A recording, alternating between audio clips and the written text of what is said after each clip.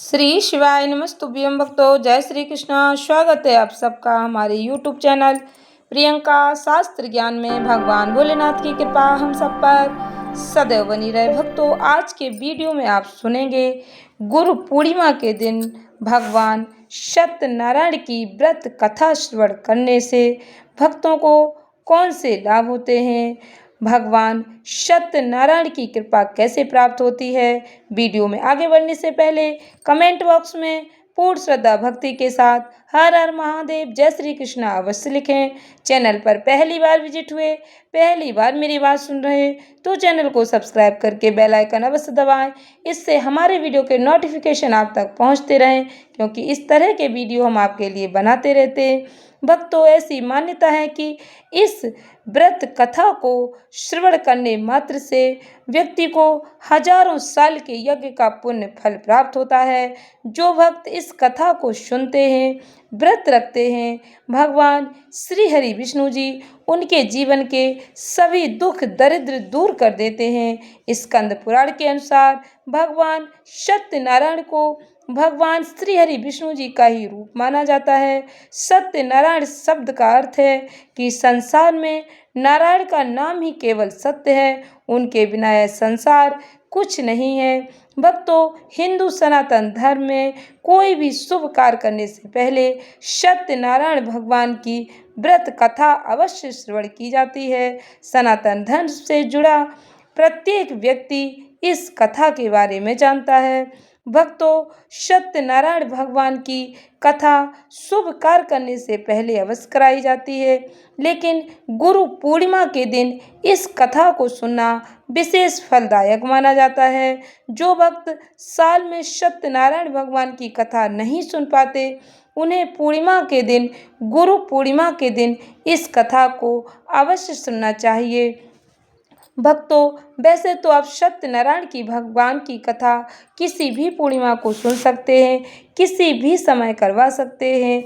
यदि आप नहीं करवा पाते, नहीं सुन पाते, तो गुरु पूर्णिमा के दिन इस कथा को अवश्य श्रवण करें। गुरु पूर्णिमा के दिन भगवान सत्यनारायण की व्रत कथा श्रवण करने का बहुत ही विशेष महत्व बताया गया है। गुरु पूर्णिमा के दिन भगवान सत्यनारायण की व्रत कथा सुनने से भगवान श्री हरि विष्णु जी का आशीर्वाद प्राप्त होता है। नौकरी में आ रही बाधाएं दूर होती हैं, घर में आर्थिक परेशानियां चल रही हों तो दूर हो जाती हैं, बड़े से बड़ा संकट टल जाता है, बिजनेस व्यापार में आ रही रुकावटें दूर हो जाती हैं। प्रेम से बोलें श्री सत्यनारायण भगवान की जय। सत्यनारायण भगवान की व्रत कथा। सत्यनारायण व्रत कथा का पहला अध्याय। एक समय की बात है, नैमिषारण्य तीर्थ में शौनकादि 88,000 ऋषियों ने श्री सूत जी महाराज से पूछा, हे प्रभु, इस कलयुग में वेद विद्या रहित मनुष्यों को प्रभु भक्ति किस प्रकार मिल सकती है तथा उनका उद्धार कैसे होगा। हे मुनि श्रेष्ठ, कोई ऐसा तप बताइए जिससे थोड़े समय में ही पुण्य मिले और मन वांछित फल की प्राप्ति हो जाए। इस प्रकार की कथा सुनने की हम सब इच्छा रखते हैं। सर्व शास्त्रों के ज्ञाता सूत जी बोले, हे वैष्णवों में पूज्य, आप सभी ने प्राणियों के हित की बात पूछी है, इसलिए मैं एक ऐसे श्रेष्ठ व्रत को आप लोगों को बताऊंगा जिसे नारद जी ने लक्ष्मी नारायण जी से पूछा था और लक्ष्मीपति ने मुनि श्रेष्ठ नारद जी से कहा, आप सब इसे ध्यान से सुनिए। एक समय की बात है, योगी राज नारद जी दूसरों के हित की इच्छा के लिए अनेकों लोकों में घूमते हुए मृत्यु लोक में आ पहुँचे। यहाँ उन्होंने अनेक योनियों में जन्मे प्रायः सभी मनुष्यों को अपने कर्मों द्वारा अनेकों दुखों से पीड़ित देखा। उनका दुख देख नारद जी सोचने लगे कि कैसा यत्न किया जाए जिसे करने से निश्चित रूप से मानव के दुखों का अंत हो जाए। इसी विचार पर मनन करते हुए वह विष्णु लोक में गए। वहाँ वह देवों के इस नारायण की स्तुति करने लगे, जिनके हाथों में शंख चक्र गदा और पद्म थे, गले में वरमाला पहने हुए थे। स्तुति करते हुए नारद जी बोले, हे भगवान, आप अत्यंत शक्ति से संपन्न हैं, मन तथा वाणी भी आपको नहीं पा सकती। आपका आदि मध्य तथा अंत नहीं है। निर्गुण स्वरूप सृष्टि के कारण भक्तों के दुख को दूर करने वाले हैं। आपको मेरा नमस्कार है। नारद जी की स्तुति सुन विष्णु भगवान बोले, हे मुनि श्रेष्ठ, आपके मन में क्या बात है? आप किस काम के लिए पधारे हैं, उसे निसंकोच कहें। इस पर नारद मुनि बोले कि मृत्यु लोक में अनेक योनियों में जन्मे मनुष्य अपने कर्मों के द्वारा अनेकों दुख से दुखी हो रहे।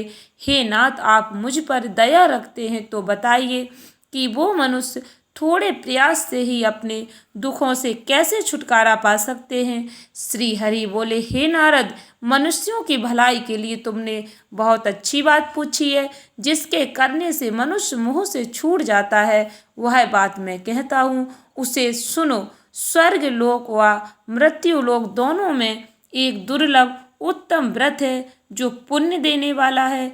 आज प्रेम बस होकर मैं उसे तुमसे कहता हूँ। श्री सत्यनारायण भगवान का यह व्रत अच्छी तरह विधान पूर्वक करके मनुष्य तुरंत ही यहाँ सुख भोग कर मरने पर भी मोक्ष पाता है। श्री हरि के वचन सुन नारद जी बोले कि उस व्रत का फल क्या है और उसका विधान क्या है? यह व्रत किसने किया था? इस व्रत को किस दिन करना चाहिए? सभी कुछ विस्तार से बताएं। नारद की बात सुनकर श्री हरि बोले, दुख व शोक को दूर करने वाला, यह सभी स्थानों पर विजय दिलाने वाला है। मानव को भक्ति और श्रद्धा के साथ शाम को श्री सत्यनारायण की पूजा धर्म परायण होकर ब्राह्मणों व बंधुओं के साथ करनी चाहिए। भक्ति भाव से ही नैवेद्य, केले का फल, घी, दूध, गेहूं के आटे का सवाया लें।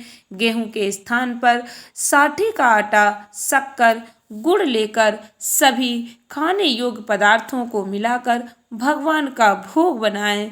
ब्राह्मणों सहित बंधु बांधवों को भी भोजन कराएं। उसके बाद स्वयं भोजन करें। भजन कीर्तन के साथ भगवान की भक्ति में लीन हो जाएं। इस तरह से सत्यनारायण भगवान का यह व्रत करने पर मनुष्य की सारी इच्छाएं निश्चित रूप से ही पूरी होती हैं। इस कलिकाल अर्थात कलयुग में मृत्यु लोक में मोक्ष का यही एक सरल उपाय बताया गया है। श्री सत्यनारायण व्रत कथा का पहला अध्याय संपूर्ण। बोलिए श्री सत्यनारायण भगवान की जय। सत्यनारायण भगवान की व्रत कथा का दूसरा अध्याय। सूत जी बोले, हे ऋषियों, जिसने पहले समय में इस व्रत को किया था उसका इतिहास कहता हूँ, ध्यान से सुनो। सुंदर काशीपुरी नगरी में एक अत्यंत निर्धन ब्राह्मण रहता था। भूख प्यास से परेशान वह धरती पर घूमता रहता था। ब्राह्मणों से प्रेम करने वाले भगवान ने एक दिन ब्राह्मण का वेश धारण कर उसके पास जाकर पूछा, हे विप्र, नित्य दुखी होकर तुम पृथ्वी पर क्यों घूमते हो? दीन ब्राह्मण बोला, मैं निर्धन ब्राह्मण हूँ, भिक्षा के लिए धरती पर घूमता हूँ। हे भगवान, यदि आप इसका कोई उपाय जानते हो तो बताइए। वृद्ध ब्राह्मण कहता है कि सत्यनारायण भगवान मनोवांछित फल देने वाले हैं, इसलिए तुम उनका पूजन करो। इसे करने से मनुष्य सभी दुखों से मुक्त हो जाता है। वृद्ध ब्राह्मण बनकर आए सत्यनारायण भगवान उस निर्धन ब्राह्मण को व्रत का सारा विधान बताकर अंतर ध्यान हो गए। ब्राह्मण मन ही मन सोचने लगा कि जिस व्रत को वृद्ध ब्राह्मण करने को कह गया है, मैं उसे जरूर करूँगा। यह निश्चय करने के बाद उसे रात में नींद नहीं आई। वह सवेरे उठकर सत्यनारायण भगवान के व्रत का निश्चय कर भिक्षा के लिए चला गया। उस दिन निर्धन ब्राह्मण को भिक्षा में बहुत धन मिला, जिससे उसने बंधु बांधवों के साथ मिलकर श्री सत्यनारायण भगवान का व्रत संपन्न किया। भगवान सत्यनारायण का व्रत संपन्न करने के बाद वह निर्धन ब्राह्मण सभी दुखों से छूट गया और अनेक प्रकार की संपत्तियों से युक्त हो गया। उसी समय से वह ब्राह्मण हर माह इस व्रत को करने लगा। इस तरह से सत्यनारायण भगवान के व्रत को जो मनुष्य करेगा वह सभी प्रकार के पापों से छूटकर मोक्ष को प्राप्त होगा। जो मनुष्य इस व्रत को करेगा वह सभी दुखों से मुक्त हो जाएगा।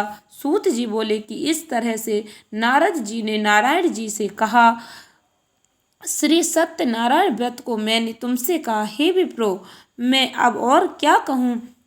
ऋषि बोले, हे मुनिवर, संसार में उस विप्र से सुनकर और किस किसने इस व्रत को किया, हम सब इस बात को सुनना चाहते हैं। इसके लिए हमारे मन में श्रद्धा का भाव है। सूत जी बोले, हे मुनियो, जिसने इस व्रत को किया है वे सब सुनो। एक समय वही विप्र धन व ऐश्वर्य के अनुसार अपने बंधु बांधवों के साथ इस व्रत को करने को तैयार हुआ। उसी समय एक लकड़ी बेचने वाला बूढ़ा आदमी आया और लकड़ियां बाहर रखकर अंदर ब्राह्मण के घर में गया। प्यास से दुखी हुआ लकड़हारा उनको व्रत करते देख विप्र को नमस्कार कर पूछने लगा कि आप यह क्या कर रहे? तो उन्होंने बताया कि व्रत कर रहा हूँ तथा इसे करने से क्या फल मिलेगा, कृपया मुझे भी बताएं। ब्राह्मण ने कहा, सब मनोकामनाओं को पूरा करने वाला सत्यनारायण भगवान का व्रत है। इनकी कृपा से ही मेरे घर में धन धान्य की वृद्धि हुई है। विप्र से सत्यनारायण व्रत के बारे में जानकर लकड़हारा बहुत प्रसन्न हुआ। चरणामृत लेकर प्रसाद खाने के बाद वह अपने घर गया। लकड़हारे ने अपने मन में संकल्प किया कि आज लकड़ी बेचने से जो धन मिलेगा उसी से श्री सत्यनारायण भगवान का उत्तम व्रत करूंगा।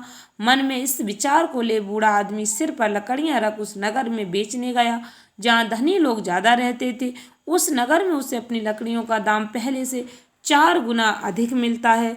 बूढ़ा प्रसन्नता के साथ दाम लेकर केले, शक्कर, घी, दूध, दही, गेहूं का आटा ले और सत्यनारायण भगवान के व्रत की अन्य सामग्रियां लेकर अपने घर गया। वहां उसने अपने बंधु बांधवों को बुलाकर विधि विधान से सत्यनारायण भगवान का पूजन और व्रत किया। इस व्रत के प्रभाव से वह बूढ़ा लकड़हारा धन, पुत्र आदि से युक्त होकर संसार के समस्त सुख भोग कर अंत काल में वैकुंठ धाम चला गया। श्री सत्यनारायण व्रत कथा का दूसरा अध्याय संपूर्ण। बोलिए श्री सत्यनारायण भगवान की जय। सत्यनारायण भगवान की कथा का तीसरा अध्याय। सूत जी बोले, हे श्रेष्ठ मुनियों, अब आगे की कथा कहता हूँ। पहले समय में उल्कामुख नाम का एक बुद्धिमान राजा था। वह सत्य वक्ता और जितेंद्रिय था। प्रतिदिन देव स्थानों पर जाता और निर्धनों को धन देकर उनके कष्ट दूर करता था। उसकी पत्नी कमल के समान मुख वाली सती साध्वी थी। भद्रशिला नदी के तट पर उन दोनों ने श्री सत्यनारायण भगवान का व्रत किया। उसी समय साधु नाम का एक वैश्य आया। उसके पास व्यापार करने के लिए बहुत सा धन भी था। राजा को व्रत करते देखकर वह विनय के साथ पूछने लगा, हे राजन, भक्ति भाव से पूर्ण होकर आप यह क्या कर रहे हैं? मैं सुनने की इच्छा रखता हूँ, तो आप मुझे बताएं। राजा बोला, हे साधु, अपने बंधु बांधवों के साथ पुत्र आदि की प्राप्ति के लिए एक महाशक्तिमान श्री सत्यनारायण भगवान का व्रत व पूजन कर रहा हूँ। राजा के वचन सुन साधु आदर से बोला, हे राजन, मुझे इस व्रत का सारा विधान कहिए। आपके कथन अनुसार मैं भी इस व्रत को करूँगा।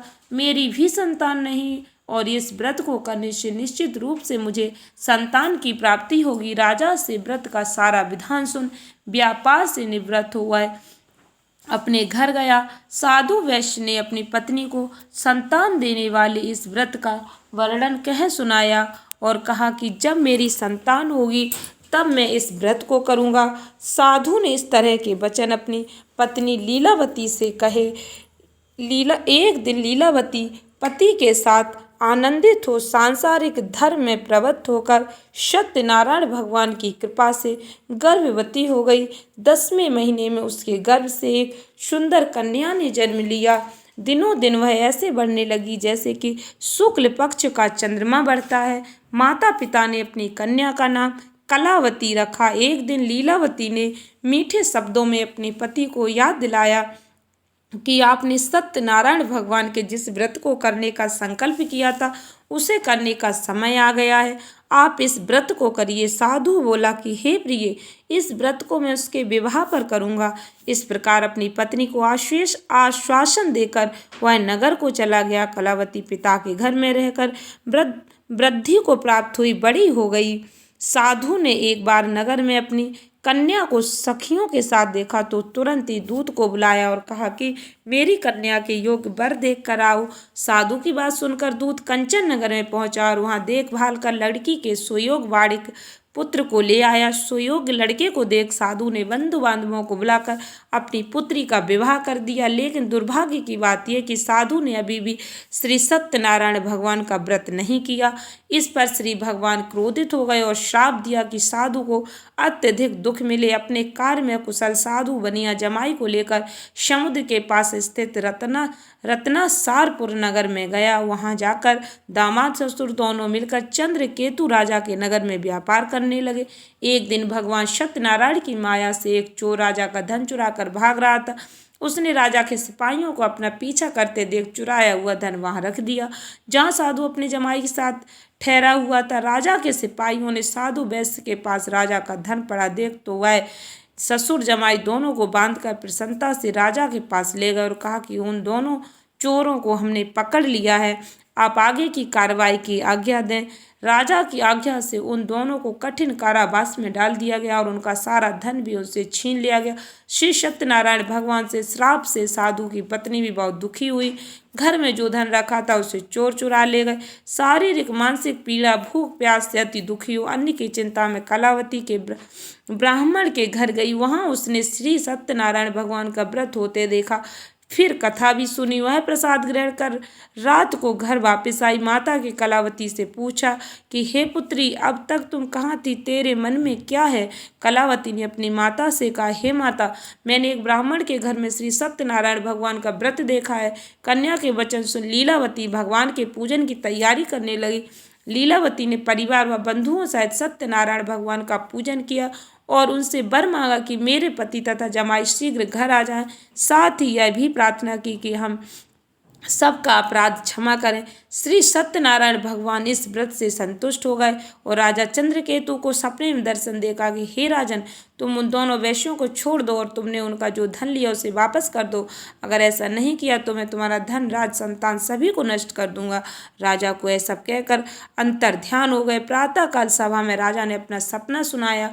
फिर बोले कि बड़े पुत्रों को कैद से मुक्त कर सभा में लाओ। दोनों ने आते ही राजा को प्रणाम किया। राजा मीठी वाणी में बोला, हे महानुभावो, भाग्यवश ऐसा कठिन दुख तुम्हें प्राप्त हुआ, लेकिन अब तुम्हें कोई भय नहीं है।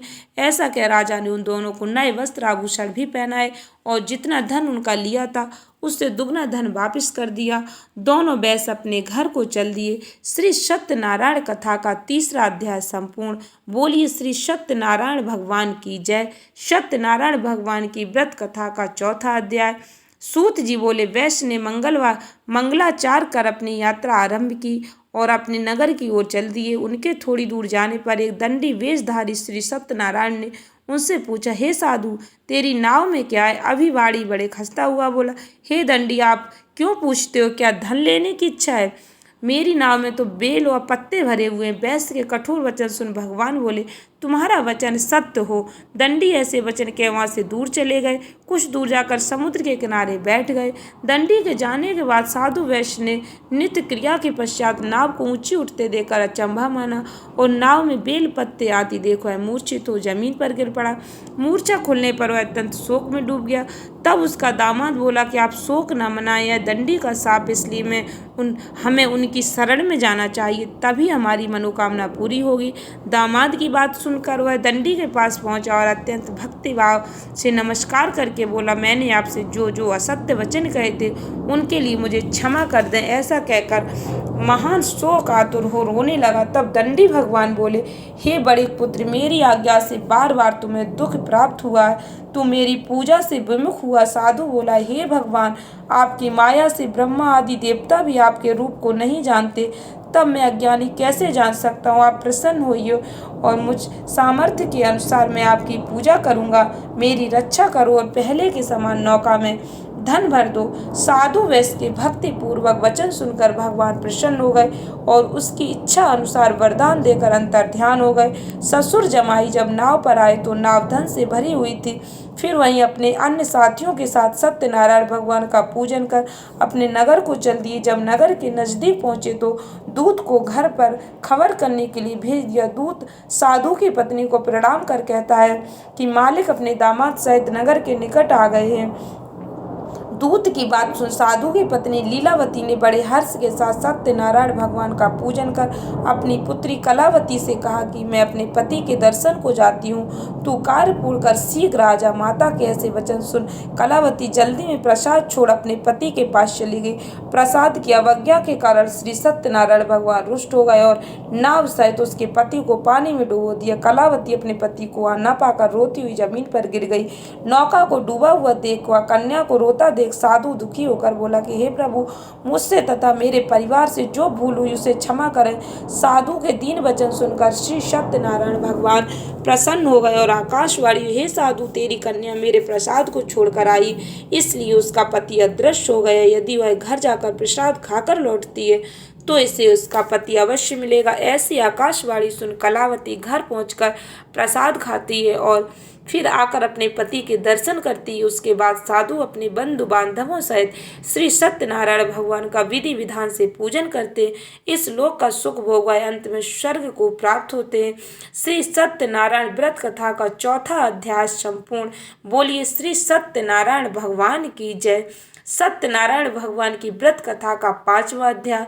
सूत जी बोले, हे ऋषियों, मैं और भी एक कथा सुनाता हूँ, इसे भी ध्यान पूर्वक सुनो। प्रजा पालन में लीन तुंग ध्वज नाम का एक राजा था।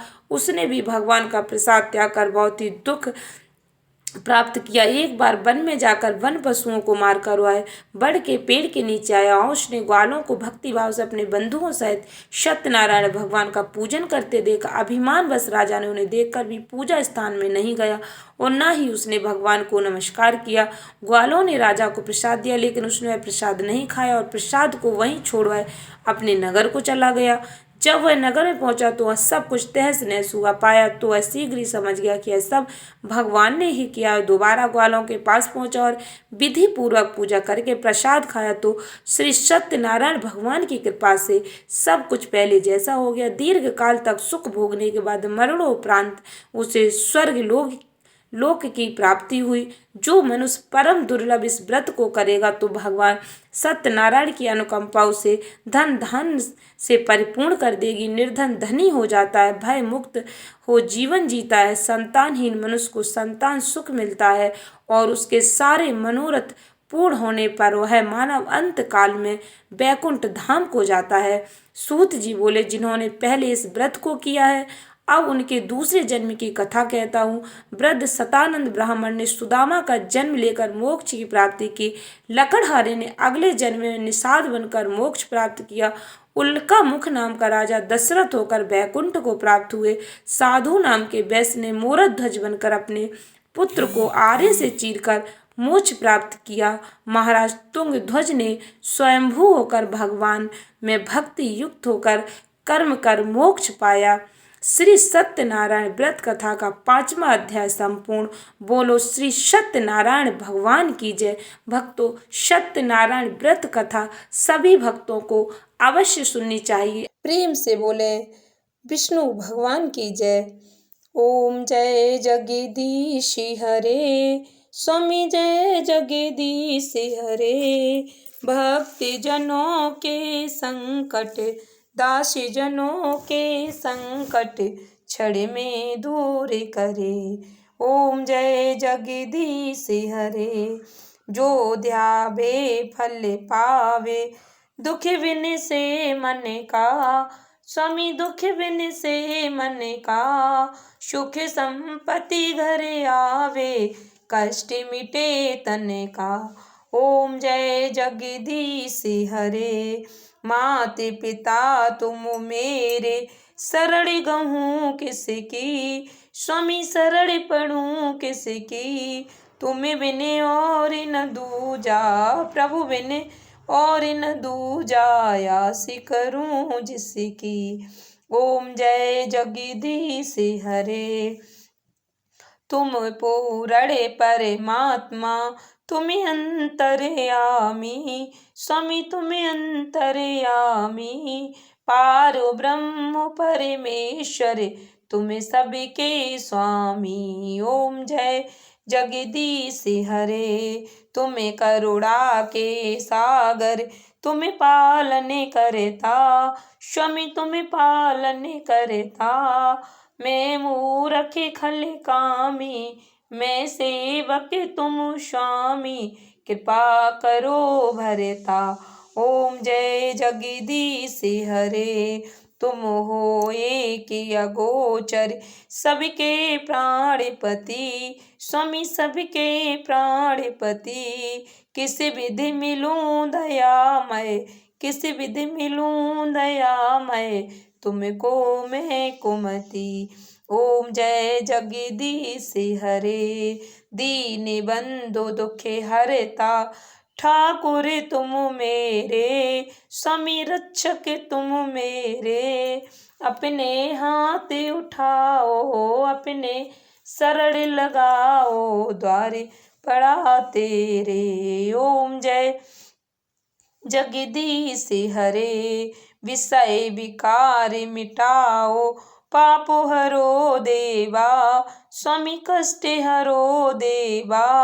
श्रद्धा भक्ति बढ़ाओ, श्रद्धा भक्ति बढ़ाओ, संतन की सेवा। ओम जय जगदीश हरे, तन मन धन सब है तेरा, स्वामी सब कुछ है तेरा।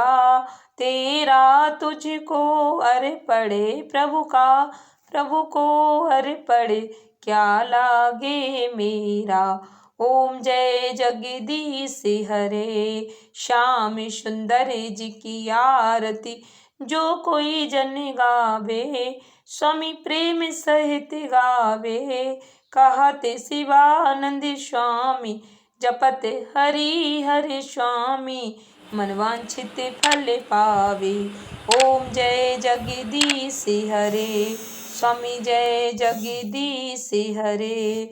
भक्त जनों के संकट, दासी जनों के संकट, क्षण में दूर करे। ओम जय जगदीश हरे। आशा करती हूँ वीडियो अच्छी लगी होगी, उपयोगी लगी हो तो सत्यनारायण व्रत कथा अधिक से अधिक मित्रों को शेयर करें। धन्यवाद भक्तों। श्री शिवाय नमस्तुभ्यं।